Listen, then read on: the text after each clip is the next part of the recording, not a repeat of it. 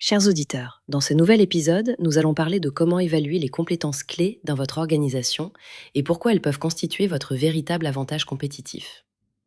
Une compétence clé est une capacité durable qui apporte un avantage concret et qui est difficile à imiter. Elle peut résider dans un savoir-faire technique, une méthode de travail, une relation client singulière ou une expertise accumulée dans un domaine précis. L'objectif n'est pas d'énumérer des tâches, mais de comprendre quelle capacité structure la valeur pour vos clients et sécurise votre pérennité. Pour illustrer, une entreprise industrielle pensait que sa force résidait dans sa capacité de production.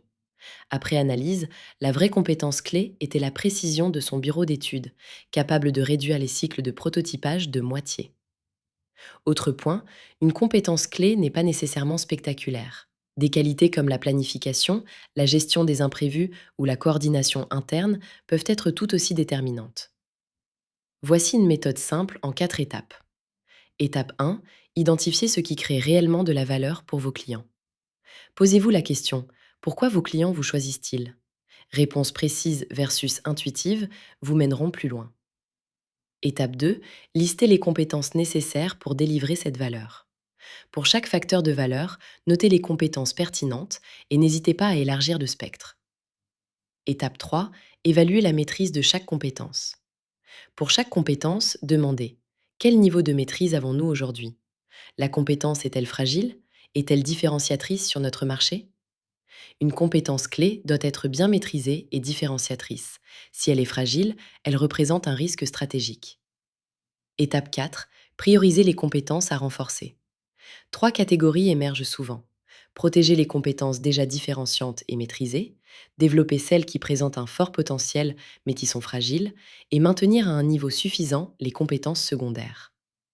Les erreurs fréquentes incluent confondre poste et compétences, se fier à l'intuition seule, sous-estimer la fragilité humaine ou croire qu'une performance individuelle suffit sans documentation ni processus partagé.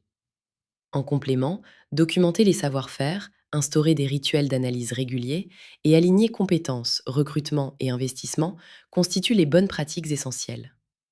En résumé, cet exercice clarifie votre stratégie opérationnelle et renforce votre capacité à croître et à préparer une transmission sereine.